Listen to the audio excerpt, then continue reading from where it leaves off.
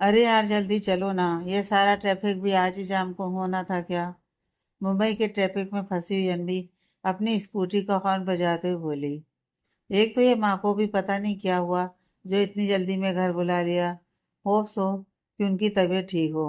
अनबी परेशान होते हुए बोली। कुछ देर बाद सारा ट्रैफिक क्लियर हुआ तो अनबी ने अपनी स्कूटी की रेस दबाया और घर की ओर निकल पड़ी। अनबी ने स्कूटी को घर के बाहर ही पार्क किया और जल्दी से घर के अंदर की ओर बढ़ गई। माँ, माँ क्या हुआ? तुम ठीक तो हो ना? अनबी घर के अंदर आते हुए बोली। फिर उसका ध्यान सोफे पर बैठे मेहमानों पर गया तो वो एकदम से चुप हो गई। अनबी की माँ वहीं सोफे पर बैठी मेहमानों के साथ चाय की चुस्कियां का आनंद ले रही थी। ये मेरी बेटी है अनबी। अनबी की माँ शिखा अनबी को मेहमानों से इंट्रोड्यूस करवाते हुए बोली। वहां बैठे लड़के की नजर अनबी पर गई तो उसे देखते ही रह गया। अब बेचारा लड़का भी क्या करता। अनबी है ही इतनी सुंदर।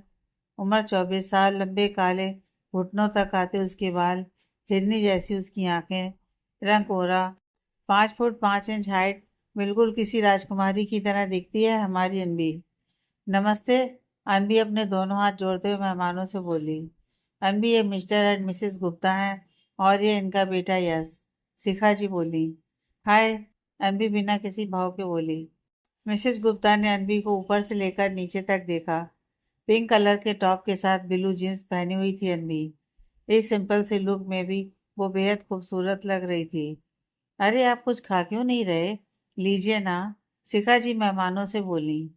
आपको कैसी लगी मेरी बेटी? शिखा जी ने मेहमानों से पूछा तो अनबी आंखें बड़ी करके अपनी माँ को देखने लगी। माँ, ये अब क्या कर रही हैं? अनबी बोली। लेकिन शिखा जी ने उसे चुप करा दिया। हमें आपकी बेटी पसंद है, मिसेस गुप्ता बोली। आंटी, मुझे यह शादी नहीं करनी, अनबी बोली। लेकिन क्यों? क्या मुझ में कोई कमी है? यश ने अनबी से पूछा। नहीं, आप में कोई कमी नहीं है, अनबी बोली। तो फिर आप शादी से क्यों मना कर रही हैं? यश बोला। कमी आप में नहीं, कमी मुझ में है। मैं मांगलिक हूँ और जो मुझसे शादी करेगा वो शादी की पहली रात ही मर जाएगा। अनबी बोली तो मिस्टर एंड मिसेस गुप्ता आंखें बड़ी करके एक दूसरे को देखने लगे। मैं इन सब बातों को नहीं मानता, यश बोला। तो अनबी इरिटेट हो गई। तू चल यहाँ से। मिसेस गुप्ता अपने बेटे का हाथ पकड़कर उसे खींचते हुए वहां से ले गईं। उन्हें जाते देख अनबी ने एक लंबी सांस ली और सोफे पर फैलकर बैठ गई।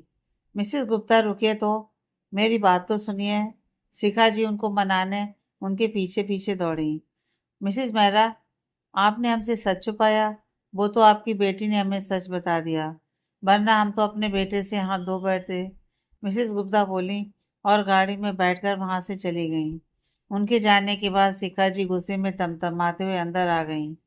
क्यों? क्यों झूठ बोला तूने उन लोगों से? शिखा जी ने अनबी से पूछा। आपने मुझे ऑफिस इसलिए बुलाया? पता है कैसे कैसे ख्याल आ रहे थे मुझे। आपकी बीमारी का बहाना बनाकर आना पड़ा मुझे वहां से। अनबी बोली। हाँ तो शादी भी तो जरूरी है, काम ही जरूरी नहीं है, शिखा जी बोली। अच्छा, मैं काम नहीं करूंगी तो इस घर की ईएमआई कौन भरेगा? और मैं कितनी बार बोल चुकी हूँ कि मुझे शादी नहीं करनी। आप फिर भी हर बार रिश्ता लेकर आ जाती हैं, अनवी बोली। जब तक तू शादी के लिए हाँ नहीं कर देती तब तक मैं तेरे लिए रिश्ते लेकर आती रहूंगी, शिखा जी बोली। और मैं भी हर बार सबको ऐसे ही भगाती रहूंगी, अनवी बोली। अच्छा, कब तक? शिखा जी बोली। जब तक मुझे मेरा मनपसंद जीवन साथी नहीं मिल जाता तब तक, अनवी बोली और अपने कमरे में चली गई। मैं भी तेरी माँ हूँ, देखती हूँ कैसे तू शादी के लिए हाँ नहीं करती, शिखा जी बोली और मुंह फुलाकर वहीं सोफे पर बैठ गई। देखती हूँ कौन सा राजकुमार आता है तुम्हें लेने, शिखा जी बोली तो अनवी फट से कमरे से बाहर आ गई। राजकुमार ही आएगा मुझे लेने, देख लेना। जब वो चलेगा ना, सारी धरती थम जाएगी। उसकी आंखें इतनी गहरी होंगी कि उनमें डूब जाने का जी चाहेगा। लड़कियां उसके आगे पीछे घूम रही होंगी लेकिन वो सिर्फ और सिर्फ मुझे चुनेगा। अनवी अपने ख्यालों में खोई बोली। अपने ख्याली दुनिया से बाहर आ जा और ले समोसा खा ले। मेहमानों को तो तूने ढंग से खाने नहीं दिया, अब ले खुद ही ठूंस ले, शिखा जी बोली। तो अनवी ने भी मुंह बनाते हुए उनके हाथ से समोसे की प्लेट ले ली और आराम से बैठकर समोसा खाने लगी। देखना, एक दिन सच में मेरे लिए राजकुमार आएगा, वो भी आसमान से उतरकर। अनवी खाते हुए अपने रूम में चली गई। वहीं दूसरी ओर मुंबई में बने एक बड़े से फार्म हाउस के हेलीपैड पर एक हेलीकॉप्टर लैंड करता है। उसमें से एक लड़का बाहर आता है जिसकी उम्र लगभग 27 साल है। उसने ग्रे कलर का 3 पीस सूट पहना हुआ है, बालों को जेल लगाकर अच्छे से सेट किया हुआ है। गोरा रंग, आंखों पर काला चश्मा, कलाई पर एक्सपेंसिव एप्पल वॉच, पैरों में ब्लैक शूज उसकी पर्सनालिटी को और बढ़ा रहे हैं। देखने में किसी हीरो से कम नहीं लग रहा है। हेलीकॉप्टर से उतरने के बाद वो आगे चलने लगा और उसकी टीम उसके पीछे। कुछ दूर चलने पर वो लड़का रुका और उसने अपना हाथ थोड़ा सा ऊपर उठाकर टीम को वहीं रुकने के लिए कहा और खुद वहां से अकेले अपने कमरे की ओर बढ़ गया। उस लड़की का कुछ पता चला? उस लड़के ने सामने खड़े लड़के से पूछा। नहीं भाई, अभी तक उसके बारे में कुछ पता नहीं चला। वो लड़का नमन राजपूत अपने बड़े भाई अभिमन्यु राजपूत से बोला। 2 साल हो गए, लेकिन तुम्हें उस लड़की के बारे में कुछ पता नहीं चला? मुझे किसी भी कीमत पर वो लड़की चाहिए, अभिमन्यु राजपूत गुस्सा करते हुए बोला। ओके भाई, बट प्लीज आप रिलैक्स हो जाइए। इतना गुस्सा आपके लिए अच्छा नहीं है, आप जानते हो ना, नमन बोला। भाई, आप ही बताइए, हम उस लड़की को कैसे पहचाने? ना तो उसका नाम जानते हैं और ना ही उसकी कोई पहचान है आपके पास। यहाँ तक कि उसका चेहरा भी याद नहीं है। आपको बस याद है तो एक पेंडेंट जिस पर लेटर ए बना हुआ है। हजारों ऐसी लड़कियां ढूंढ चुका हूँ अब तक जिनके गले में ये ए लेटर का पेंडेंट लटका हुआ है, लेकिन फिर भी आपको वो लड़की नहीं मिली। आखिर कुछ तो पहचान होगी उसकी, नमन बोला। एहसास, उसके करीब होने का एहसास, उसके छूने का एहसास, एक अलग ही कशिश थी उसके स्पर्श में, अभिमन्यु बोला। उस लड़की के बारे में सोचते सोचते उसके चेहरे पर एक अलग ही मुस्कान तैर गई थी। कमाल है भाई, एक रात बिताई आपने उसके साथ और उसी के दीवाने हो गए, नमन मुस्कुराते हुए बोला। हाँ, उस रात मैं नशे में था और शायद वो भी। जाने अनजाने उस लड़की ने मेरी जान बचाई और फिर, अभिमन्यु बोलते बोलते रो गया। जान बचाकर दिल चुरा कर ले गई, नमन हंसते हुए बोला। तो अभिमन्यु से घूरने लगा। हाँ, अब कुछ काम की बात हो जाए, अभिमन्यु बोला। हाँ, क्यों नहीं, नमन बोला। कच्चा माल कब तक पहुंच रहा है और टेंडर का क्या हुआ? अभिमन्यु ने बोला। बस कुछ 1-2 घंटे में हमारे ट्रक अपनी सही जगह पहुंच जाएंगे और हमने सबसे अच्छी कोटेशन फिल की है। हर बार की तरह इस बार भी टेंडर हमें ही मिलेगा, नमन बोला। गुड, अभिमन्यु ने कहा। कुछ देर काम डिस्कस करने के बाद नमन वहां से चला गया। कल आपकी होटल जेके में मिस्टर शाह से मीटिंग है, वो हमसे डील करना चाहते हैं, नमन वापिस अंदर आते हुए बोला। थैंक्स याद दिलाने के लिए, अभिमन्यु बोला और अपने काम में लग गया। शाम का वक्त, अनवी का घर। मम, खाने में क्या बनाया है? अनवी किचन में रखे बर्तनों के ढक्कन उठाते हुए बोली, लेकिन सब खाली था। माँ, आज खाना क्यों नहीं बनाया? अनवी ने पूछा। तू खुद देख ले, मैं बिजी हूँ, शिखा जी अपने फोन में देखते हुए बोली। अच्छा, ऐसा क्या जरूरी काम कर रही हो तुम फोन पर? अनवी ने पूछा। बताती हूँ, रुक जरा, शिखा जी बोली। मुझे भूख लगी है, अनवी बोली। तो तू खुद बना लेना, मुझे परेशान मत कर, शिखा जी बोली। मुझे सिर्फ मैगी बनानी आती है, वो खानी है तो बताओ, अनवी बोली। हाँ हाँ, ठीक है, मैं भी वही खा लूंगी, शिखा जी बोली तो अनवी उन्हें घूर कर देखने लगी। लोगों की मम्मियाँ उन्हें स्वादिष्ट स्वादिष्ट पकवान बनाकर खिलाती हैं और मेरी मम्मी सारा दिन फोन में ही लगी रहती हैं। पता नहीं कौन से बिजनेस चलते हैं इनके, अनवी शिखा जी को देखकर मुंह बनाते बोली और फिर अंदर किचन में आ गई। उसने अपने लिए और अपनी मम्मी के लिए मैगी बनाई और किचन से बाहर आ गई। शिखा जी अभी भी फोन पर ही लगी हुई थी, जिन्हें देख अनवी ने अपना सिर दाएं से बाएं हिलाया और आकर उनके पास बैठ गई। दिखाओ पहले मुझे कि तुम फोन पर क्या कर रही हो, अनवी शिखा जी के हाथ से फोन लेते हुए बोली। जैसे उसने फोन पर देखा तो उसकी आंखें हैरानी से बड़ी हो गईं। Marriage website? मम, आप ये मैरिज वेबसाइट क्यों देख रही हैं? अनवी बोली। तूने तो शादी करनी नहीं, सोचा मैं ही कर लूं। शिखा जी बोली।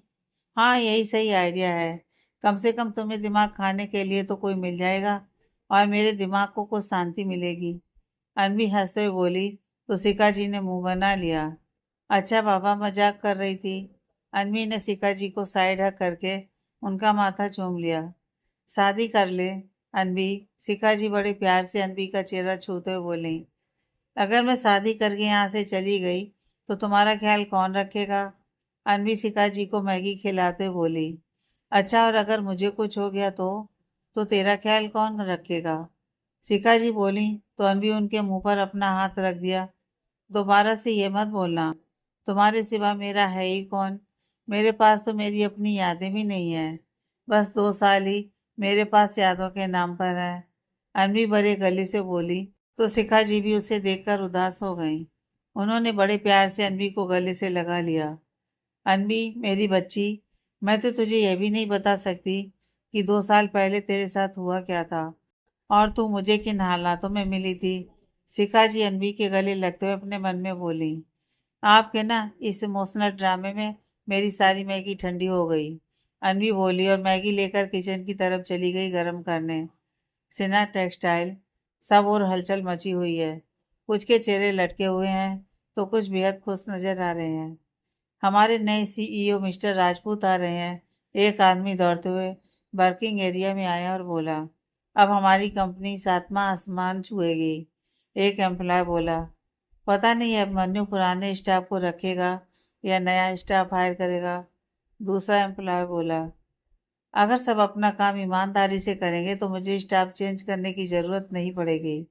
अभिमन्यु राजपूत की कंपनी में काम करने के लिए शिद्दत की ज़रूरत होती है। हाँ, लेकिन जो मुझसे दुश्मनी निभाता है उसका हाल सिन्हा जैसा ही होता है। गद्दारी करने वालों को अभिमन्यु राजपूत जिंदा नहीं छोड़ता। उन सबके सामने खड़ा अभिमन्यु बोला तो सब उसकी ओर हैरानी से देखने लगे। अभिमन्यु की बात सुनकर सब एम्प्लॉय की सांसें ही अटक गईं। ये कंपनी जल्दी ही आर्ट टेक्सटाइल में मर्ज कर दी जाएगी। अभिमन्यु बोला। उसने एक नज़र सबकी ओर देखा और फिर सीईओ के केबिन की तरफ बढ़ गया। उसने केबिन का डोर खोला और अंदर आ गया। उसे वहां पड़ी सीईओ की चेयर नजर आई तो वो तिरछा हंस दिया। आखिर सिन्हा को भी पता चल गया कि अभिमन्यु राजपूत से दुश्मनी मोल लेने का क्या परिणाम होता है। नमन बोला। हाँ, अभिमन्यु ने इतना ही कहा और वहां से घर के लिए निकल गया। रात का समय अनवी अकेले रोड पर भागी जा रही है और कुछ लोग उसके पीछे भाग रहे हैं। अचानक वो सामने से आती हुई एक गाड़ी से जा टकराई और नीचे गिर गई। उस गाड़ी में से एक लड़की निकली और उसने उसके चारों ओर एक आग का घेरा बना दिया। आग की जलती लपटें उस तक पहुंचने लगीं। आखिरकार वो आग की चपेट में आ ही गई। आग उसे जलाना शुरू करती इससे पहले अनवी जोर से चिल्लाई और उठकर बैठ गई। उसके चेहरे से पसीने की बूंदें टपकने लगीं। वहीं साइड टेबल पर रखे जग में से उसने गिलास में पानी डाला और एक ही सिप में आधा गिलास पानी पी गई। डर के मारे उसके हाथ कांपने लगे। गिलास वापस रखते वक्त उसके हाथ से छूट गया। क्या हुआ, सब ठीक तो है ना? साथ वाले कमरे से शिखा जी जल्दी से अनवी के कमरे में आते हुए बोली। अनवी ने शिखा जी को कस के हक कर लिया। फिर से? शिखा जी ने पूछा। हाँ, पता नहीं है सपना मेरा पीछा कब छोड़ेगा। अनवी बोली। माँ, क्या हुआ था मेरे साथ? मुझे तो कुछ याद नहीं है, लेकिन आपको तो सब याद होगा ना। प्लीज बताइए मुझे। क्या सच में ऐसा कुछ हुआ था मेरे साथ जो मुझे सपने में दिखाई देता है? वो एक्सीडेंट, वो औरत, वो आप? अनवी बोली और याद करने की कोशिश करने लगी। उसके सिर में तेज दर्द होने लगा। उसे देखकर शिकाजी घबरा गई। अनवी, शांत हो जा। शांत हो जा मेरी बच्ची। सपनों का कोई वजूद नहीं होता बेटा। शिखाजी बोली। अगर इस सपने का कोई वजूद नहीं है तो क्यों मेरे जहन में बसा हुआ है ये? क्यों हर बार मुझे सब दिखाई देता है? कौन है वो औरत जो मुझे जिंदा जलाने की कोशिश कर रही है? अनवी रोते हुए बोली। शांत हो जा मेरी बच्ची, शांत हो जा। शिखा जी ने उसे गले से लगा लिया। अनवी का दर्द देखकर उनकी आंखों में आंसू आ गए। माँ, प्लीज बताइए ना, जब मेरा एक्सीडेंट हुआ था तब से ये सब हुआ था क्या? अनवी ने पूछा। नहीं बेटा, एक तेज रफ्तार कार ने तेरी स्कूटी को टक्कर मार दी थी और तेरे सिर पर गहरी चोट आई थी। शायद उसी चोट के कारण तुझे ये सब वहम हो रहा है। तू इन सब बातों को अपने दिल से निकाल दे, शिखाजी बोली। शिखाजी ने अनबी को बेड पर लिटाया और उसका सिर अपनी गोद में रख लिया। धीरे धीरे वो उसके बालों को सहलाने लगी। माँ के ममता भरे आंचल में कब अनबी की आंख लग गई, उसे पता ही नहीं चला। अगली सुबह अनबी उठी तो वो काफी फ्रेश लग रही थी। रात को जो हुआ उसकी याद उसके दिलो दिमाग से धुंधली हो चुकी थी। हर बार ऐसा ही तो होता था। जब भी अनबी को ये सब सपने दिखाई देते थे तो सुबह होते ही वो सब भूल जाती। सुबह अनबी जल्दी से ऑफिस के लिए रेडी हो गई और ब्रेकफास्ट करने के लिए डाइनिंग टेबल पर आ गई। आज शाम 5 बजे ऑफिस के बाद तुझे एक लड़के से मिलने जाना है होटल। क्या नाम था उसका? हाँ, होटल जेके, शिखा जी बोली। मैं नहीं जाने वाली। मुझे अभी शादी नहीं करनी है ना माँ, अनबी बोली। नहीं करनी हो तो मत करना, लेकिन एक बार लड़के से मिल तो ले, उसके बाद फैसला ले लेना। 26 की तो हो गई है तू, बाद में बुड्ढों के रिश्ते मिलेंगे तुझे, शिखा जी बोली तो अनबी हंस दी। हाँ, अनबी ने इतना ही कहा और फिर वो अपना नाश्ता करने लगी। बता जाएगी ना उससे मिलने मेरे लिए? शिखा जी ने पूछा। जाऊंगी, लेकिन सिर्फ आपकी खातिर, अनबी बोली तो खुशी के मारे शिखा जी के तो पैर ही धरती पर नहीं लग रहे थे। शिखा जी ने प्यार से उसका माथा चूम लिया। शिखा जी को खुश देखकर अनबी भी मुस्कुरा दी। अब बताओ उस लड़के की डिटेल्स, अनबी ने पूछा। मैं तुझे उसकी प्रोफाइल सेंड करती हूँ ना, शिखा जी बोली। माँ, ऑफिस में बैठकर उस लड़के का प्रोफाइल देखने का टाइम नहीं है। बस थोड़ा बहुत बता दो। उसका नाम, फैमिली एंड काम, बस बहुत है।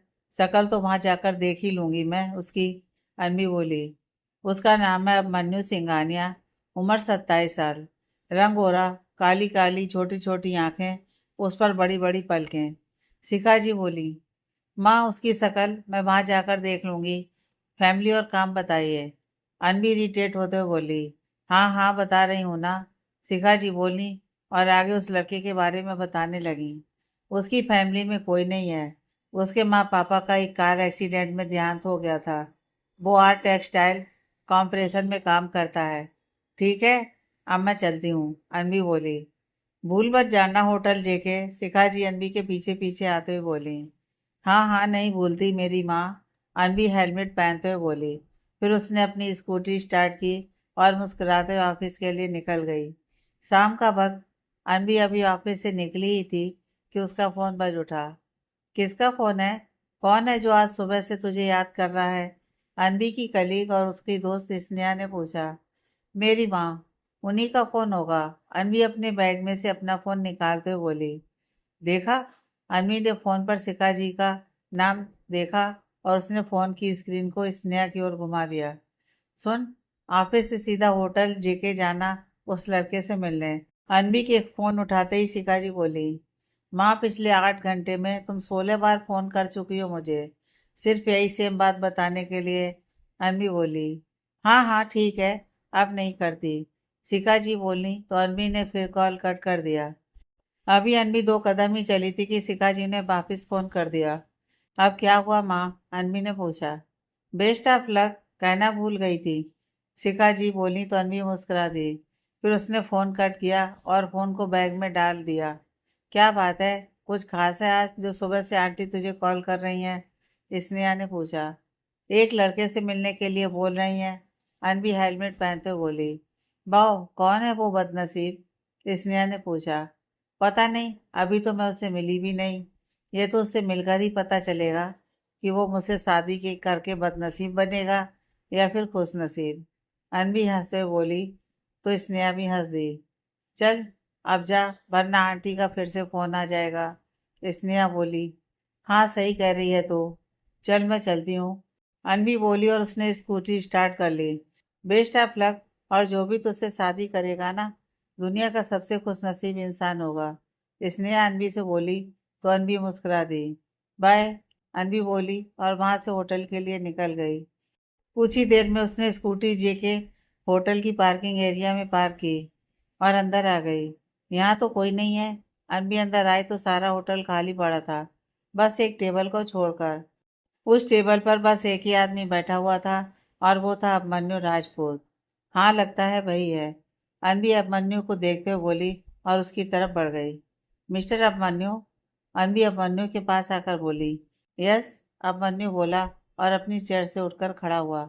उसने अनबी को देखा तो उसमें खोसा गया। हाय, आई एम अनबी। अनबी अपना हाथ अभिमन्यु की तरफ बढ़ाते हुए बोली। अभिमन्यु ने भी अनबी के हाथ में अपना हाथ रख दिया। अनबी के हाथ का स्पर्श पाकर अभिमन्यु को एक अलग ही एहसास हुआ। वो आंखें बड़ी करके उसकी ओर देखने लगा। अनबी ने अपना हाथ पीछे खींच लिया तो अभिमन्यु एक बार फिर से उसका हाथ पकड़कर उससे हाथ मिलाने लगा। ये तो वही एहसास है, अभिमन्यु अनबी का हाथ पकड़े हुए बोला। अभिमन्यु को ऐसा करते देखकर अनबी उसे अजीब तरह से देखने लगी। बैठिए, अभिमन्यु अनबी का हाथ पकड़े हुए ही बोला। मेरा हाथ, अनबी बोली तो अभिमन्यु ने जल्दी से उसका हाथ छोड़ दिया। उससे हाथ मिलाने के बाद अनबी को भी एक अलग सा एहसास हुआ, लेकिन वो एहसास क्या था अनबी समझ नहीं पाई। हाय, आई एम अभिमन्यु इतना ही बोला था कि अनबी बीच में ही बोल पड़ी। I know you are Abhimanyu Singhania. अब कुछ काम की बात करें? ओके, अभिमन्यु बोला। देखिए मिस्टर सिंघानिया, मैं एक सीधी सादी लड़की हूँ। मेरी माँ चाहती है कि मैं शादी कर लूँ, इसलिए उन्होंने एक मैरिज साइट पर आपसे मेरी मुलाकात फिक्स कर दी। अनवी बोली। तो आपने मेरी पिक देखते ही मुझे सिलेक्ट कर लिया? अभिमन्यु बोला। नहीं, एक्चुअली मैंने आपकी पिक नहीं देखी, वो मुझे मॉम ने ही बताया आपके बारे में। अनवी बोली। अच्छा, और क्या बताया मेरे बारे में आपकी माँ ने? अभिमन्यु ने पूछा। यही कि आपका नाम अभिमन्यु सिंघानिया है, आर्ट टेक्सटाइल कॉरपोरेशन में काम करते हो, आपके पेरेंट्स अब इस दुनिया में नहीं है। अनवी बोली तो अभिमन्यु आंखें बड़ी करके उसे देखने लगा। अब बेचारा करता भी क्या, ये कड़वा घूंट तो वो चुपचाप पी गया। और पीता भी क्यों ना, उसकी मनचाही चीज खुद चलकर उसके पास जो आई थी। लेकिन मेरे पास अपना घर नहीं है, अभिमन्यु बोला। आई नो, आज के टाइम में अपना घर बहुत मुश्किल से बनता है, बट मुझे कोई प्रॉब्लम नहीं है। अनवी बोली। मैं तुम्हें बहुत ज़्यादा लग्जरी लाइफ नहीं दे पाऊंगा क्योंकि मेरी सैलरी इतनी ज़्यादा नहीं है, अभिमन्यु बोला। डोंट वरी मिस्टर सिंघानिया, मैं आपका ज़्यादा पैसा खर्च नहीं करूंगी, और फिर मैं तो जॉब करती हूँ, तो हम दोनों मिलकर घर चला सकते हैं। पति और पत्नी एक गाड़ी के दो पहिए के समान होते हैं, दोनों में प्यार, भरोसा और अंडरस्टैंडिंग होना ज़रूरी है। अगर इनमें से एक भी डिसबैलेंस हो जाए तो रिश्ता बिखर जाता है। अनबी बोली तो अभिमन्यु खांसने लगा। लीजिए, पानी पीजिए, अनबी बोली और उठकर उसके पास आकर खड़ी हो गई। एक बार फिर अनबी के इतना करीब होने से अभिमन्यु मनी मन मुस्कुरा दिया। सो स्वीट ऑफ यू, कितनी भोली हो तुम, अनबी को देखते हुए अभिमन्यु अपने मन में बोला। टाइम बहुत हो गया है, आई थिंक अब हमें चलना चाहिए। अनबी अपने हाथ में लगी रिस्ट वॉच में टाइम देखते हुए बोली। Okay, as you wish. फिर कब मिलोगी, अभिमन्यु ने पूछा। जब आप कहें, अनबी बोली। ठीक है, तो कल मिलते हैं, अभिमन्यु बोला। नहीं, कल तो मैं बिजी हूँ, अनबी बोली। तो फिर परसों, अभिमन्यु बोला। नहीं, परसों मेरी एक इम्पॉर्टेंट मीटिंग है, अनबी बोली। तो फिर आप ही बता दो कि कब मिलना चाहती हैं आप, अभिमन्यु बोला। जब आप कहें, अनबी बोली तो अभिमन्यु उसे घूरने लगा। फिर उसे देखकर वो मुस्कुरा दिया। लेकिन अनबी ने इतना कहा ही था कि अभिमन्यु ने उसे बाय बोला और ज़रूरी काम का बहाना बनाकर वहां से बाहर आ गया। वो गाड़ी के पास आया तो उसके ड्राइवर ने जल्दी से उसके लिए गाड़ी का दरवाज़ा खोल दिया। घर चलिए, गाड़ी में बैठते हुए अभिमन्यु ने ड्राइवर से कहा। तो ड्राइवर ने गाड़ी घर की ओर मोड़ ली। हाँ, मेरी बात भी नहीं सुनी, खुद ही डिसाइड कर लिया कि कल मिलना है। पर जो भी हो, लड़का है इंटरेस्टिंग, इसको तो जानना ही पड़ेगा, अनवी बोली और फिर मुस्कुराते हुए होटल से बाहर आ गई। उसने अपनी स्कूटी स्टार्ट की और घर के लिए निकल गई। इधर गाड़ी में बैठा हुआ अभिमन्यु अपने उसी हाथ को बड़े प्यार से निहार रहा था, जिस हाथ को अनवी ने उसे ग्रीट करने के लिए छुआ था। अभिमन्यु ने बड़े प्यार से उस हाथ को चूम लिया। जितना प्यारा और खूबसूरत तुम्हारे स्पर्श का एहसास है, उतनी प्यारी और खूबसूरत तुम, अभिमन्यु खुद से बोला और फिर वो मुस्कुरा दिया। कुछ ही देर में अभिमन्यु की गाड़ी राजपूत विला जाकर रुकी। अभिमन्यु गाड़ी से उतरा और अपने कमरे की तरफ बढ़ गया। अभी उसने सीढ़ी पर पहला कदम रखा ही था कि वैशाली जी ने उसे आवाज लगा दी। अभी माँ। वैशाली जी की आवाज सुनकर अभिमन्यु उनकी तरफ मुड़ा। वैशाली जी को अपने सामने खड़ा देखकर उसके चेहरे पर एक बड़ी सी स्माइल आ गई। वो जल्दी से वैशाली जी के गले लग गया।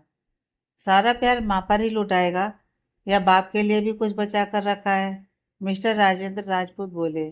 डैड, आपके लिए भी प्यार बचा रखा है, लेकिन मॉम से थोड़ा कम। अभिमन्यु बोला। देखा, पता था मुझे, यह मुझसे प्यार ही नहीं करता। राजेंद्र जी बच्चों जैसा मुंह बनाते हुए बोले तो अभिमन्यु उनके गले लग गया। I love you dad, you are the best dad in the world. Abhimanyu बोला तो राजेंद्र जी मुस्कुरा दिए। आप लोग तो कल आने वाले थे, फिर आज कैसे? अभिमन्यु ने पूछा। ये तेरे डैड, इनको बिजनेस की याद आने लगी थी शादी के फेरे होते ही। घर आने के लिए तूफान मचा दिया इस इंसान ने। वैशाली जी राजेंद्र जी को घूरते हुए बोली। हाँ तो शादी के बाद भला हमारा क्या काम था वहाँ? हम रुक कर भी क्या करते? राजेंद्र जी बोले। लेकिन अगर आप बता देते तो मैं आपको लेने एयरपोर्ट आ जाता। अभिमन्यु बोला। बताया था तेरे उस निकम्मे भाई को। राजेंद्र जी बोले। हाँ, और वो भुलक्कड़ भूल गया। हमें टैक्सी करके घर आना पड़ा। वैशाली जी बोली। तो आपने मुझे फोन क्यों नहीं किया? अभिमन्यु बोला। उसने बताया था कि शाम को तेरी मीटिंग थी, इसीलिए फिर हमने तुझे फोन नहीं किया। वैशाली जी बोली। वैसे कैसी रही तेरी मीटिंग? राजेंद्र जी ने पूछा तो आदित्य अनवी के बारे में सोचकर मुस्कुरा दिया। तभी भाई भाई पुकारते हुए नमन अंदर आ गया। जैसे उसकी नजर राजेंद्र जी और वैशाली जी पर गई तो उसकी आंखें बड़ी हो गईं। ओ एम जी, मुझे तो इन लोगों को एयरपोर्ट से लेने जाना था और मैं भूल गया। अब तो तू गया नमन बेटा, वो खुद से बोला और उल्टे पर भागने की कोशिश करने लगा। कहाँ जा रहे हो? राजेंद्र जी कड़क आवाज में बोले तो नमन वहीं रुक गया। मैं तो आपके पास ही आ रहा था। कब आए आप? नमन बोला। तुझे तो मैं बताता हूँ कि चीजों को याद कैसे रखते हैं। राजेंद्र जी बोले और किचन से जाकर एक करछी ले आए। पापा प्लीज मारना मत, जोर से लगती है ये। नमन बोला। तभी तो लेकर आया हूँ। राजेंद्र जी बोले। पापा, आप अपने प्यारे मासूम बच्चे को मारोगे क्या? नमन राजेंद्र जी से बसते हुए बोला। हाँ बिल्कुल, जब तक तेरी याददाश्त दुरुस्त नहीं हो जाती तुझे छोड़ूंगा नहीं मैं। राजेंद्र जी बोले। नमन तो पिटने के डर से घर से ही भाग गया। भगा दिया मेरे प्यारे बच्चे को, उसे जाते देख वैशाली जी राजेंद्र जी पर गुस्सा करते हुए बोले। अच्छा हुआ चला गया, नहीं तो आज बहुत पिटता तुम्हारा प्यारा बच्चा। राजेंद्र जी बोले। माँ पापा आप रेस्ट कर लीजिए, अमेरिका से मुंबई तक का लंबा सफर तय किया है अब लोगों ने। अब मन्नू बोला तो वैशाली जी और राजेंद्र जी फ्रेश होने के लिए अपने कमरे में चले गए। बच गया आज तू, ना आज तेरा बाप तुझे अच्छे से सुझा देता। नमन खुद से बोला। तभी उसके फोन पर एक मैसेज भी हुआ। अंदर आजा, सब क्लियर है। मैसेज पढ़ते हुए नमन बोला। वाह भाई, वो तो ऐसा। Love you brother. बोलते हुए नमन ने फोन को चूम लिया और फिर धीरे धीरे इधर उधर देखते हुए वो अंदर घुस गया। भाई आपकी मिस्टर शाह से मीटिंग थी ना आज? नमन अभिमन्यु के कमरे में आते हुए बोला। हाँ तो? अभिमन्यु बोला। तो क्या हाँ तो? भाई, वो 1 घंटा आपको वेट करके वहां से चले गए। नमन बोला। मैंने भी उनकी वेट की थी, लेकिन वो नहीं आए। लेट आने का खामियाजा तो उन्हें भुगतना ही पड़ेगा। अभिमन्यु बोला। हाँ, नमन बोला और जाने लगा तो रुका और अभिमन्यु की तरफ देखने लगा और बोला। हाँ, एक और लड़की को ढूंढा है हमने, जिसके गले में ए लेटर का पेंडेंट है। उसकी कोई जरूरत नहीं है अब। अभिमन्यु बोला तो नमन सवालिया नजरों से उसको देखने लगा। जरूरत नहीं है मतलब? पिछले 2 सालों से आप दीवानों की तरह उस लड़की को ढूंढ रहे हैं और फिर अब क्यों मना कर रहे हो? नमन बोलता गया, लेकिन अब मन्नू हल्का सा मुस्कुराते हुए उसे देखता रहा। 1 मिनट, 1 मिनट, कहीं आपको वो लड़की मिल तो नहीं गई? नमन ने अभिमन्यु को मुस्कुराते हुए देखा तो पूछा। हाँ। अभिमन्यु अपना लैपटॉप उठाते हुए इतना ही बोला। बाओ, तो बताओ मुझे, कौन है वो और कैसी दिखती है? नमन ने पूछा। बहुत जल्द पता चल जाएगा। अभिमन्यु अपना लैपटॉप ओपन करते हुए बोला। दैट्स नॉट फेयर भाई, मैंने इतनी कोशिश की उसे ढूंढने की, और आप मुझे बताएंगे भी नहीं कि वो कैसी दिखती है? नमन बोला। तो ढूंढ तो नहीं पाए ना, वक्त आने पर सब पता चल जाएगा। अभिमन्यु लैपटॉप पर अपनी उंगलियां नचाते हुए बोला। तो नमन ने बच्चों जैसा मुंह बना लिया। मैं खुद ही ढूंढ लूंगा उसे। नमन बोला। हाँ, मुझे काम करने दो। अभिमन्यु बोला। नमन अभिमन्यु को घूरते हुए वहां से जाने लगा तो अभिमन्यु ने उसे रोका। हमारी कंपनी में काम करने वाले अभिमन्यु सिंघानिया की पूरी डिटेल चाहिए मुझे। अभिमन्यु बोला। आपको अचानक हमारी कंपनी में काम करने वाले अभिमन्यु सिंघानिया की इतनी फिक्र क्यों होने लगी?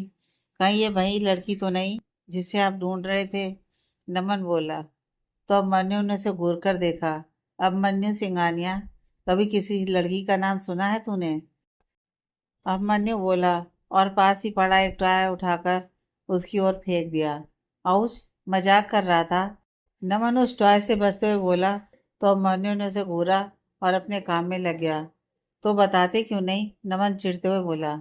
जितना कहा पहले उतना करो, नहीं तो तुम्हारी इस महीने की सैलरी कट जाएगी।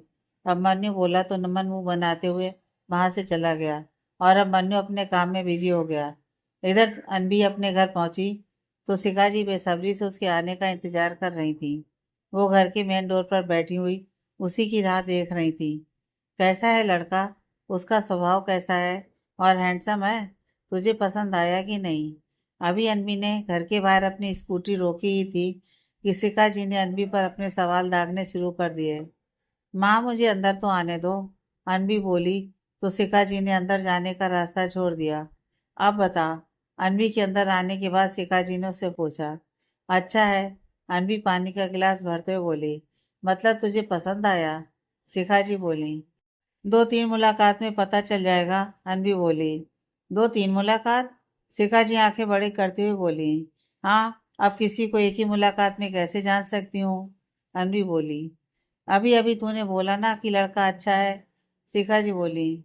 माँ प्लीज, जब तक मैं लड़के को अच्छे से जान नहीं लेती मैं शादी करने वाली नहीं हूँ। अनवी बोली। अच्छा, इतना भी क्या जानना है तुझे? शिखा जी बोली। माँ, सांची को तो तुम जानती ही हो ना, मेरी सबसे अच्छी दोस्त और कलीग। जल्दी जल्दी में उसके पेरेंट्स ने उसकी शादी तय कर दी। लड़का देखने में भी अच्छा था और स्वभाव में भी। लेकिन शादी के बाद क्या हुआ? एकदम से उसका स्वभाव अच्छा स्वभाव राक्षसी स्वभाव में बदल गया। वो सांची के साथ मारपीट करना, उसके जिस्म को नोचने लगा। बस यही तो आता था उसे। बेचारी सांची इस गम में कभी उभर ही नहीं पाई। आखिर उसे इस रिश्ते की कीमत अपनी जान देकर चुकानी पड़ी। 2 महीनों की इस शादी से उसे क्या मिला? जिल्लत भरी जिंदगी बस। अनबी भरे मन से बोली। सब लड़के एक से नहीं होते अनबी बेटा। शिखा जी बड़े प्यार से अनबी को समझाते हुए बोली। मैंने कब कहा कि सब लड़के एक जैसे होते हैं? बस मुझे जिससे शादी करनी है मुझे उसे अच्छे से जानना है। अम्मी बोली। ये लड़की ना एक दिन मुझे हार्ट अटैक देगी। शिखा जी बोली। नहीं देती। अब अंदर आ जाओ। अम्मी बोली तो शिखा जी मुंह बनाते हुए अंदर आ गईं। रात का समय राजपूत विला। अभिमन्यु अपने बेड पर लेटा हुआ करवटें बदल रहा है। उसकी आंखों के आगे बस एक ही चेहरा घूम रहा है और वो है अनबी का। आज अभिमन्यु इतना खुश है मानो उसे कोई खजाना मिल गया हो। 2 सालों बाद अभिमन्यु दिल से खुश है। वो तो बस रात से सुबह और सुबह से शाम होने का बेसब्री से इंतजार कर रहा है। आज तो उसकी सारी रात आंखों ही आंखों में कटने वाली थी। अनबी का घर। देर रात शिखा जी अनबी के कमरे में आई।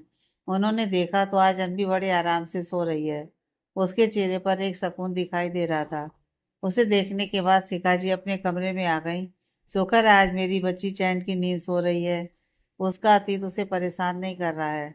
बस वो लड़का मेरी बच्ची को पसंद आ जाए और दोनों एक दूसरे को अपने सच्चे हमसफर के रूप में चुन लें, फिर मेरी जिम्मेदारी खत्म। मैं भी आराम से मर सकती हूँ।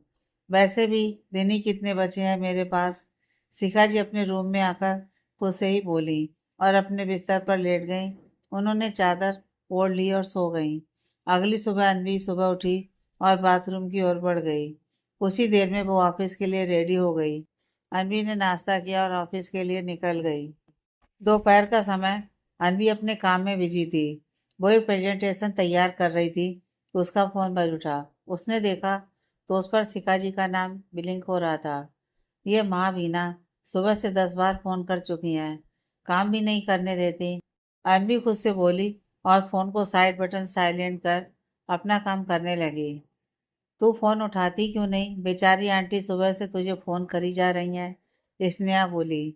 पहले मुझे प्रेजेंटेशन आज के आज ही रेडी करनी है, वरना तू जानती है ना बॉस कितना गुस्सा करेगा। अनवी बोली। क्या पता कोई ज़रूरी बात हो। स्नेहा बोली। हाँ, अपनी माँ को मैं अच्छे से जानती हूँ। उन्हें उसी लड़की के बारे में बात करनी होगी और मुझे याद दिलाना होगा कि मुझे आज शाम फिर उस लड़के से मिलने जाना है। अनवी बोली तो स्नेहा ही मुस्कुराते हुए अपने टेबल पर आ गई। तभी अनवी के फ़ोन पर एक मैसेज बीप हुआ। अनवी ने देखा तो वॉइस मैसेज था। अनवी बेटा, तू फ़ोन क्यों नहीं उठा रही? तेरी माँ की तबीयत बहुत ख़राब हो गई है। हम उन्हें सिटी हॉस्पिटल लेकर जा रहे हैं। तू भी जल्दी से आ जाना। अनवी ने वॉइस मैसेज सुना तो उसके पैरों तले ज़मीन खिसक गई। उसकी आंख नम हो गई। स्नेहा ने अनवी को परेशान देखा तो वो जल्दी से उसकी टेबल पर आ गई। क्या हुआ अनवी? अचानक इतनी परेशान क्यों हो गई? स्नेहा ने अनवी से पूछा। तू सही कह रही थी स्नेहा, मुझे फोन उठा लेना चाहिए। अनवी रोते हुए बोली। हुआ क्या है? स्नेहा ने पूछा। माँ हॉस्पिटल में है, उन्हें मेरी जरूरत थी और मैंने एक बार भी उनका फोन नहीं उठाया। अनवी रोते हुए बोली। तू जा हॉस्पिटल, यहाँ सब मैं संभाल लूंगी। स्नेहा बोली। ठीक है, मैं बॉस को बता देती हूँ। अनवी बोली और बॉस के केबिन की तरफ बढ़ गई। अनवी ने डोर को नॉक किया और अंदर आ गई। ओह मिस अनवी, तो आपकी प्रेजेंटेशन रेडी हो गई है? बॉस ने पूछा। नहीं सर, बस थोड़ी सी रहती है। अनवी बोली। तो फिर तुम यहाँ क्या कर रही हो? बॉस ने पूछा। सर मुझे घर जाना है, मेरी माँ की तबीयत अचानक से खराब हो गई है, वो सिटी हॉस्पिटल में एडमिट है। अनवी बोली। बहाना अच्छा है काम से भागने का। तुम ऐसा करो, घर बैठकर अपनी माँ की सेवा करो। यहाँ काम करने के लिए मेरे पास बहुत एम्प्लॉय हैं। बॉस बोला तो अनवी उसका मुंह ताकने लगी। जो इंसान किसी की मजबूरी नहीं समझता ना, मुझे उसके ऑफिस में काम करने का कोई शौक नहीं है। भगवान न करे कि कल को आपको भी किसी ऐसी मजबूरी का सामना करना पड़े। अनवी बोली और वहां से चली आई। उसने अपने टेबल पर से अपना बैग उठाया और पैर पटकते हुए गुस्से में वहां से बाहर आ गई। समझता क्या है खुद को? कंपनी का मालिक है तो कुछ भी करेगा। हम एम्प्लॉयज की कोई फीलिंग्स नहीं होती क्या? कोई दुख तकलीफ नहीं होती हमें? अनवी खुद में बड़बड़ाते हुए हॉस्पिटल की तरफ निकल गई। उसकी आंखें नम थीं और दिल में अपनी माँ के लिए फिक्र। कुछ ही समय में अनवी ने अपनी स्कूटी हॉस्पिटल के पार्किंग एरिया में पार्क की और हॉस्पिटल के अंदर भाग गई। अनवी आ गई तू? कब से इंतजार कर रहे हैं तेरा। अनवी की पड़ोसन कोमल जी ने अनवी को वहां देखा तो बोली। आंटी, क्या हुआ माँ को और कहाँ है वो? अनवी घबराई हुई सी बोली। वो इमरजेंसी में है, अचानक से उन्हें चक्कर आ गया था। हमने उन्हें होश में लाने की बहुत कोशिश की लेकिन उन्हें होश नहीं आया तो हम उन्हें यहाँ ले आए। मिसिस कोमल बोली। हे भगवान, मेरी माँ की रक्षा करना। इस दुनिया में बस एक वही सहारा है मेरे जीने का। अनवी ऊपर की ओर देखते हुए बेबस सी बोली। तू फिक्र मत कर अनवी, सब ठीक हो जाएगा। कोमल जी अनवी के कंधे पर हाथ रखकर उसे सांत्वना देते हुए बोली। पेशेंट की फैमिली से कौन है यहाँ? इमरजेंसी से डॉक्टर बाहर आया तो उसने पूछा। जी मैं। अनवी भागते हुए डॉक्टर के पास आ गई। आपका पेशेंट से रिश्ता? डॉक्टर ने पूछा। जी मैं उनकी बेटी हूँ। अनवी बोली। Don't worry miss, Shobha ji ठीक हैं लेकिन अब उनके पास ज़्यादा समय नहीं बचा है। डॉक्टर बोला तो अनवी आंखें बड़ी करके उन्हें देखने लगी। ज़्यादा समय नहीं है मतलब? अनवी ने डॉक्टर से पूछा। उन्हें ब्रेन ट्यूमर है, डॉक्टर बोला तो अनवी के पैरों तले जमीन खिसक गई। वो बेसुध सी वहां लगी चेयर पर बैठ गई। Miss Anvi, are you okay? Doctor ने अनवी के कंधे पर हाथ रखा। कितना समय है उनके पास? अनवी ने पूछा। कम से कम 2 महीना और ज्यादा से ज्यादा 2 साल, डॉक्टर बोला। डॉक्टर की बात सुन अनवी ने हाँ में सिर हिलाया। अनवी ये वक्त कमजोर पड़ने का नहीं है बल्कि हिम्मत दिखाने का है। अनवी अपने आंसू पोंछते हुए चेयर से उठ खड़ी हुई। क्या मैं अपनी माँ से मिल सकती हूँ? अनवी ने डॉक्टर से पूछा। यस भाई नॉट, उन्हें अभी अभी वार्ड में शिफ्ट कर दिया गया है। डॉक्टर बोला तो अनवी वार्ड की ओर बढ़ने लगी। उसके दिमाग में कुछ बातें घूमने लगी। अनवी शादी कर ले, क्या पता मैं कल रहूं ना रहूं। मेरे बिना तेरा कौन ख्याल रखेगा। बस एक बार तेरी शादी हो जाए फिर मैं आराम से मर सकूंगी, वरना मेरी आत्मा तड़पती रह जाएगी। सोचते सोचते अनवी वार्ड के पास पहुंच गई। डोर के पास आकर उसके कदम रुक गए। सामने बेड पर लेटी हुई शिखा जी को वो बड़े प्यार से निहारने लगी। उसकी आंखों के आंसू उसके गालों पर आकर लुढ़क गए। अनवी बेटा, संभाल खुद को, सब ठीक हो जाएगा। जाकर शिखा से मिल ले। कोमल जी अनवी के पास आकर बोली। आंटी, आपसे एक फेवर चाहिए। अनवी कोमल जी से बोली। हाँ हाँ कहो। कोमल जी अनवी का चेहरा अपने हाथों में लेते हुए बोली। आंटी प्लीज, आप माँ को इस सब के बारे में कुछ नहीं बताएं। मैं नहीं चाहती कि बेवजह वो परेशान हो। अनवी बोली। तो कोमल जी बड़ी हैरानी से अनवी को देखने लगी। अनवी की बात सुन कोमल जी ने हाँ में सिर हिलाया तो अनवी शिखा जी के पास अंदर आ गई। ये दोनों माँ बेटी का प्यार भी अनोखा ही है। माँ अपनी बीमारी के बारे में जानती है, लेकिन वो सब बताकर अपनी बेटी को परेशान नहीं करना चाहती। माँ की बीमारी के बारे में बेटी को पता है, लेकिन वो सब बताकर अपनी माँ को परेशान नहीं करना चाहती। इन दोनों को देखकर कौन कह सकता है कि ये दोनों सगी माँ बेटी नहीं है, बल्कि उससे भी बढ़कर हैं। सच ही कहते हैं कि कई बार दिल के रिश्ते खून के रिश्ते से भी बढ़कर होते हैं। कोमल जी अनवी और शिखा जी को देखते हुए बोली। बोलते बोलते उनकी आंखों की नमी आंसू बनकर बाहर आ गई। अनवी अंदर आकर शिखा जी के पास लगी चेयर पर बैठ गई। उसने शिखा जी का हाथ अपने हाथ में लिया तो शिखा जी ने अपनी आंखें खोल ली। कैसी हो? अनवी ने शिखा जी से पूछा तो शिखा जी ने अपने पलकें झपका दी। ठीक हूँ, शिखा जी बोली। मुझे हार्ट अटैक देने का इरादा है क्या? जान ही निकाल दी थी मेरी। अनवी शिखा जी से बोली। क्या कहा डॉक्टर ने? शिखा जी ने अनवी से पूछा। हाँ, उसने क्या कहना है? वो कहता अभी तो ये तब तक जिएंगी जब तक इनके दांत निकल कर बाहर नहीं आ जाते और कमर टेढ़ी नहीं हो जाती, स्किन पूरी तरह से लटक नहीं जाती। अनवी बोली तो शिखा जी हंस दी। मेरी एक आखिरी इच्छा पूरी करेगी? शिखा जी बोली तो अनवी हैरानी से शिखा जी को देखने लगी। ऐसा क्यों बोल रही हैं आप? अनवी बोली। मैं जानती हूँ कि डॉक्टर ने तुझे मेरी बीमारी के बारे में सब बता दिया है। शिखा जी बोली तो अनवी की आंखें फिर से नम हो गईं। तुम जानती थी? अनवी ने पूछा तो शिखा जी ने हाँ में गर्दन हिला दी। हाँ, जानती थी। बोलना, मेरी एक आखिरी इच्छा पूरी करेगी? शिखा जी बोली। माँ प्लीज, बार बार ऐसे मत बोलो ना आप। अनवी की आंखों के रुके हुए आंसू फिर से बहने लगे। उसने अपना सिर शिखा जी के सीने पर टिका लिया। अरे रो क्यों रही है? इतनी जल्दी मैं कहीं नहीं जाने वाली, लेकिन उससे पहले मुझे तुझसे कुछ चाहिए। शिखा जी बोली। यही ना कि मैं शादी कर लूं? अनवी बोली। हाँ, अभिमन्यु अच्छा लड़का है, उसका बैकग्राउंड भी अच्छा है। शिखा जी खुश होते हुए बोली। ठीक है, लेकिन शादी के लिए अभिमन्यु भी तो राजी होना चाहिए ना? अनवी बोली। तो तू बात करना उसे। शिखा जी बोली। ठीक है। अनवी नम आंखों से बोली। आर्ट टेक्सटाइल इंडस्ट्रीज, मे आई कम इन? अभिमन्यु के केबिन के डोर को खोलकर अंदर आता हुआ नमन बोला। और कितना अंदर आएगा? अभिमन्यु नमन को ऊपर से नीचे तक देखते हुए बोला। फिर वो अपने काम में बिजी हो गया। भाई के केबिन में आने के लिए भी कोई पूछता है क्या? यह तो बस एक फॉर्मेलिटी थी। नमन बोला। मैं यहाँ तेरा भाई नहीं, तेरा बॉस हूँ। अभिमन्यु कोल्ड वॉइस में बोला। हाँ देख लो, आप ही के काम से आया था। नमन बोला। क्या? अभिमन्यु एक फाइल की डिटेल पढ़ते हुए बोला। अभिमन्यु, सिंघानिया की डिटेल चाहिए थी ना आपको? अगर नहीं चाहिए तो मैं चला जाता हूँ। नमन जाने की एक्टिंग करते हुए बोला। रुक, अभिमन्यु बोला और अपनी चेयर से उठकर खड़ा हुआ। एक शर्त पर मिलेगी। नमन बोला। क्या? अभिमन्यु ने पूछा। मुझे ना एक बार आपकी गाड़ी ड्राइव करनी है। नमन बोला। तुझे ऐसा क्यों लगा कि मैं तुम्हें अपनी गाड़ी दूंगा, वो भी तुड़वाने के लिए? अभिमन्यु बोला। तो ठीक है, ये इन्फॉर्मेशन भी नहीं मिलेगी। नमन बोला तो अभिमन्यु ने उसे घूर कर देखा और फिर उसने इंटरकॉम से रिसेप्शन पर कॉल किया। मिस जानवी, अभिमन्यु सिंघानिया को मेरे केबिन में भेजो। नमन को घूरते हुए अभिमन्यु बोला। नमन मुंह खोले अभिमन्यु को देखता रहा। अब मुझे तुम्हारी इस इंफॉर्मेशन की कोई ज़रूरत नहीं है। अभिमन्यु बोला। खड़ूस, नमन बोला तो अभिमन्यु से मारने के लिए उसकी तरफ बढ़ा ही था कि नमन वहां से 9-2-11 हो गया। उसे जाते देख अभिमन्यु मुस्कुरा दिया।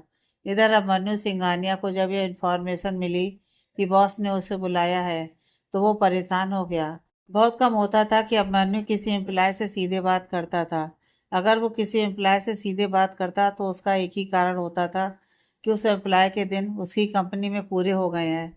इसी बात का डर अभिमन्यु सिंघानिया को डरा रहा था। अभिमन्यु सिंघानिया देखने में ठीक ठाक था। सांवला रंग उस पर सूट करता था और पर्सनालिटी में वो किसी से कम नहीं था। ऐसा मैंने क्या कर दिया जो बॉस मुझे इस कंपनी से निकाल रहे हैं? अभिमन्यु सिंघानिया खुद से बोला। डरते डरते वो अभिमन्यु की केबिन की ओर बढ़ गया। उसने डोर नॉक किया तो अभिमन्यु ने उसे अंदर आने के लिए कहा। सर, आपने बुलाया?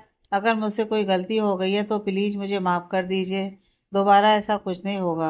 अभिमन्यु सिंघानिया अंदर आते ही बोला। ऐसी कोई बात नहीं है, अभिमन्यु बोला। तो फिर आप मुझे नौकरी से क्यों निकाल रहे हैं? अभिमन्यु सिंघानिया बोला।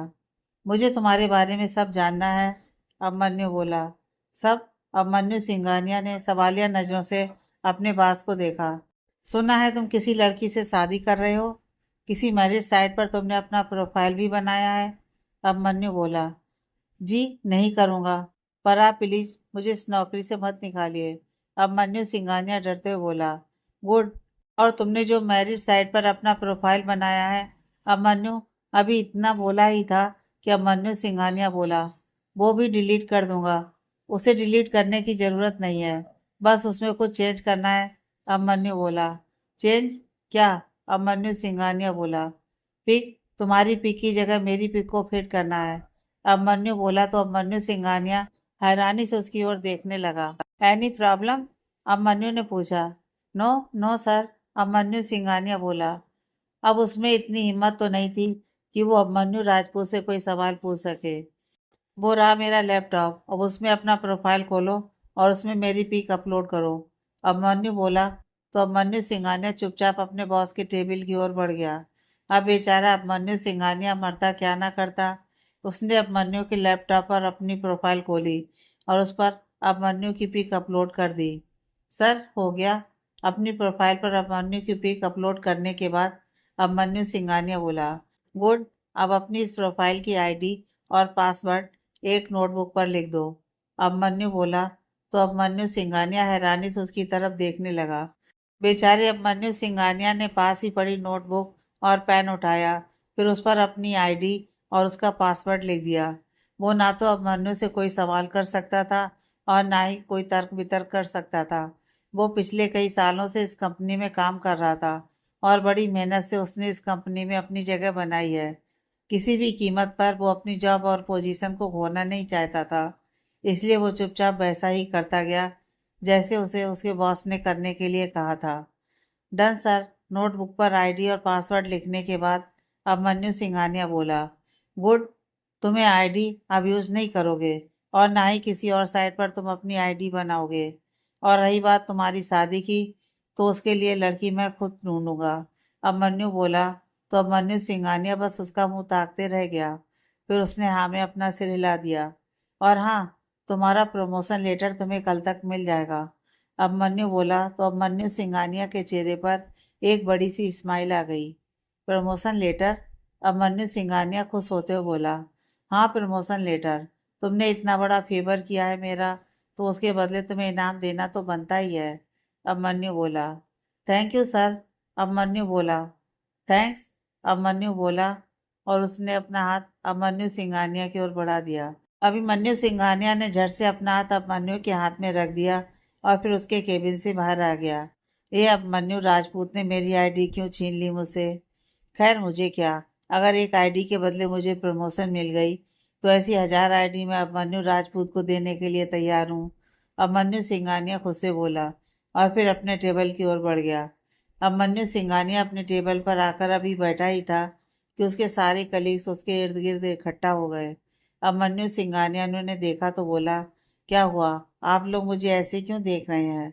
हमें तुम्हारी नौकरी जाने का बहुत दुख हुआ। उनमें से एक आदमी अभिमन्यु सिंघानिया के कंधे पर हाथ रखते हुए बोला। इतने सालों से तुम यहाँ जॉब कर रहे हो और अब अचानक ऐसा क्या हो गया कि तुम्हें इस जॉब से हाथ धोना पड़ा? अभिमन्यु सिंघानिया का दूसरा कलीग्स बोला। आप सबकी सहानुभूति की जरूरत नहीं है। अभिमन्यु सिंघानिया सबके आगे हाथ जोड़ते हुए बोला। जरूरत नहीं है? क्यों? हम तेरे अपने नहीं है क्या? दुख में अपने ही तो काम आते हैं। अभिमन्यु सिंघानिया की दोस्त बोली। क्योंकि मुझे प्रमोशन मिल गई है। अभिमन्यु सिंघानिया चहकते हुए बोला। क्या? अभिमन्यु सिंघानिया की दोस्त चहकते हुए बोली। हाँ। अभिमन्यु सिंघानिया के चेहरे पर एक अलग ही खुशी थी। उसे प्रमोशन जो मिली थी, मतलब तुम्हें बॉस ने अंदर यहाँ निकालने के लिए नहीं, बल्कि प्रमोशन देने के लिए बुलाया था। अभिमन्यु सिंघानिया की कलीग्स और उसके दोस्त बोले तो उसने हाँ में सिर हिला दिया। फिर सबने बारी बारी से उसे कांग्रेचुलेट किया। इधर अपने केबिन में बैठा हुआ अभिमन्यु अपने चेयर से टेक लगाकर बैठ गया और अनवी के बारे में सोचकर मुस्कुराने लगा। शाम का वक्त अनवी उसी होटल में बैठी हुई अभिमन्यु के आने का इंतजार करने लगी, जहां वो अभिमन्यु से कल मिली थी। अनवी को वेट करते करते लगभग 15 मिनट बीत चुके थे। अब उसका इंतजार गुस्से में बदलने लगा था। ये अभी तक आया क्यों नहीं? मेरा उससे मिलना बहुत जरूरी है। अगर आना ही नहीं था तो बुलाया क्यों था? समझता क्या है खुद को? माँ भी जिद लेकर बैठ गई है। अनवी खुद से बोली, कहीं उसने मुझे रिजेक्ट तो नहीं कर दिया। अगर ऐसा ही हुआ तो माँ फिर से स्ट्रेस ले लेंगी और इस टाइम मैं उन्हें और परेशान नहीं करना चाहती। नंबर भी तो नहीं है मेरे पास उसका। अनवी खुद से बोली। अब अनवी को इंतजार करते करते आधा घंटा हो गया। अनवी ने अपना फोन निकाला और कोमल जी को फोन करके शोभा जी का पता ले लिया। अगर वो नहीं आया तो माँ को क्या जवाब दूंगी मैं? उन्हें तो यही लगेगा कि मैंने ही लड़के को मना किया होगा। मुझे इस वक्त उन्हें खुश रखना है, कोई स्ट्रेस नहीं देना। अनवी मायूस होते हुए खुद से बोली। इसी कसमकस में अनवी उठकर जाने लगी तो उसे सामने से आता हुआ अभिमन्यु उसे दिखाई दिया। उसे देखकर अनवी की बहुएं तन गईं। वो उसे ऐसे घूर कर देखने लगी कि अभी उसे कच्चा चबा जाएगी। इधर अभिमन्यु ने अनवी को देखा तो उसके चेहरे पर एक बड़ी सी स्माइल आ गई। I am. अनवी के पास आकर अभी अभिमन्यु इतना बोला ही था कि अनवी उस पर बरस पड़ी। तुम आर्ट टेक्सटाइल के मालिक हो? अनवी गुस्से से अभिमन्यु को देखते हुए बोली। तुम्हें कैसे पता? हैरान सा अभिमन्यु बोला तो अनवी उसे आंखें बड़ी करके देखने लगी। अब उसे अभिमन्यु पर और गुस्सा आ रहा था। हाँ हो वहाँ एम्प्लॉय, लेकिन लगता है खुद को कंपनी के मालिक समझते हो, इसलिए देर से आ रहे हो, है ना? तुम्हें यह भी नहीं समझ आ रहा कि मैं तुम पर गुस्सा हूँ, लेकिन तुम हो इसे भी मजाक में लेकर जा रहे हो। अनवी चिढ़ते हुए बोली। तो अभिमन्यु कुछ रिलैक्स हुआ। तुम्हें पता है पिछले आधे घंटे से मैं अपनी बीमार माँ को छोड़कर यहाँ तुम्हारा इंतजार कर रही हूँ, और तुम हो कि तुम्हें टाइम की कोई वैल्यू ही नहीं है। अनवी गुस्से से बोली। बीमार माँ? अभिमन्यु ने अनवी से पूछा। हाँ बीमार माँ। आज का तो दिन ही खराब है। पहले माँ बीमार हो गई, फिर उस कुत्ते कमीने ने मुझे जॉब से निकाल दिया, और अब यहाँ पागलों की तरह बैठी तुम्हारा इंतजार कर रही हूँ। अगर माँ की आखिरी इच्छा पूरी नहीं करनी होती ना, तो मैं यहाँ कभी नहीं आती। अनवी बोली तो अभिमन्यु हैरानी से उसे देखने लगा। आखिरी इच्छा? क्या हुआ है तुम्हारी माँ को? अभिमन्यु ने अनवी से पूछा तो उसकी आंखें नम हो गईं। उन्हें ब्रेन ट्यूमर है और डॉक्टर ने बोला है कि वो ज़्यादा देर नहीं जी पाएंगी, और मेरी माँ की आखिरी इच्छा है कि मैं तुमसे शादी कर लूँ। अनवी बोली तो अभिमन्यु आंखें बड़ी कर उसे देखने लगा। आगे की कहानी